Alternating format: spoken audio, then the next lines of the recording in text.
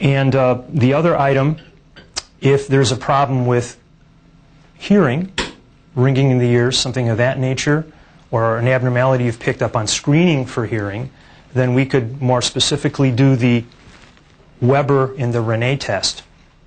Again, we're going to use the tuning fork, and these are crude bedside tests. They're not as accurate as audiometry, but they can give us a little more information in the office. What I'm going to do is have you tell me how you're hearing or feeling the sound or the vibration from my tuning fork. Okay, and I'm just going to put it on your forehead at this point. So what I'd like you to do, close your eyes, and I'm going to put the vibrating tuning fork over the center of your forehead. Can you tell me, do you feel it more on the left or the right or both? Both. So it's both. Okay, and that'd be the normal response for the Weber test. The other test is the Rene test, and this is going to compare air versus bone conduction for hearing. We're going to do a similar test with the vibration by your ear. So what I'm going to do is strike the tuning fork. I'm going to put it on the patient's mastoid. And just turn your head a little that way, behind her ear. Tell me when the vibration stops.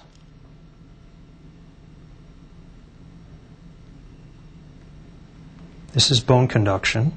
No. And it's still vibrating. I can feel it. And if I put it by your ear, do you hear anything there? Yes. And she does. So this shows that air conduction of this sound is better than bone conduction, which is normal. And then I would likewise do it testing the other ear with the Rene test. If there is any problem with the muscle stretch reflexes, again, we could test all of them with the patient seated like this. If they're leaning towards one side or tensing up, there may be an asymmetry of reflexes, which may be more apparent than real. If the patient's put in the supine position, that eliminates some of the postural problems there, and we could, really see if the reflexes are symmetrical or not.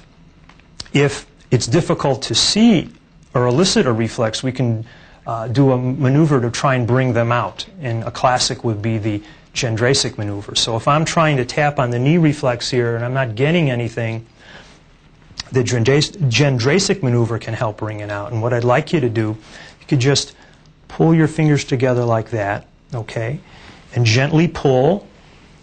And then as I tap on the patellar tendon there, I could elicit the reflex perhaps with this maneuver, whereas I couldn't when she wasn't doing it. Or else you could have her just squeeze her hands or bite down with her teeth if I'm having trouble with the reflexes in the upper limbs. Okay.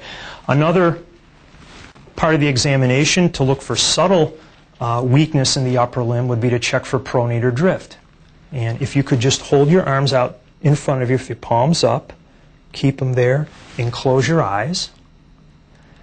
Now, this is normal. If there was a subtle weakness maybe in this proximal right arm, what would happen would be the arm would fall, and it also would start pronating or turning in like this. Okay, and that may be a subtlety we'd pick up with this maneuver that we wouldn't pick up with direct muscle testing.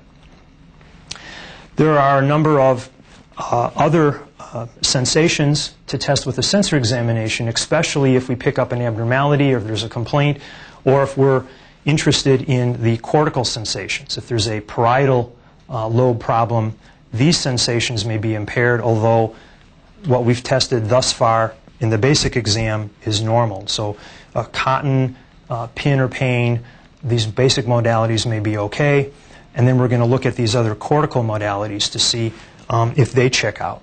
One of them would be called graphesthesia, and what I'm going to do is I'm going to trace a number in your hand, and I generally like to trace the number as if the patient were to see it in their hand themselves. Close your eyes for me. Tell me what number this would be. 3. Okay, and likewise we'll check this hand. Close your eyes, and what number would that be? 8. Okay, and that's perfectly correct. So that was graphesthesia. Another one would be testing for double simultaneous stimulation. So what I'm going to do in this part, I'm going to test by touching you on the left knuckle, the right knuckle, or both at the same time. So I'd like you to tell me if it's left, right, or both. Close your eyes for me. Where's that one? Right. Right. Left. Both. Okay, now if by touching both she only felt one side, she would be extinguishing on the other side, and that would pertain to a problem with the contralateral parietal lobe. The other thing would be two-point discrimination, and there are special calipers where we can actually measure this part of the test. This could be crudely done perhaps with a paper clip that isn't too sharp. And as you would expect, the two tips of the paper clip would be perceived as two separate points at a smaller distance over the fingertip than perhaps over the back. Okay? And we could, if you could turn your hand over for me and close your eyes. If I spread them out this far, tell me if you feel one or two. 2. And I could bring the distance between the points closer together. 1. And as I expand, 2. 2. Now we could record how many millimeters apart before she perceives it as 1. And at checking over other body areas, like over the back, it'd probably be at a greater distance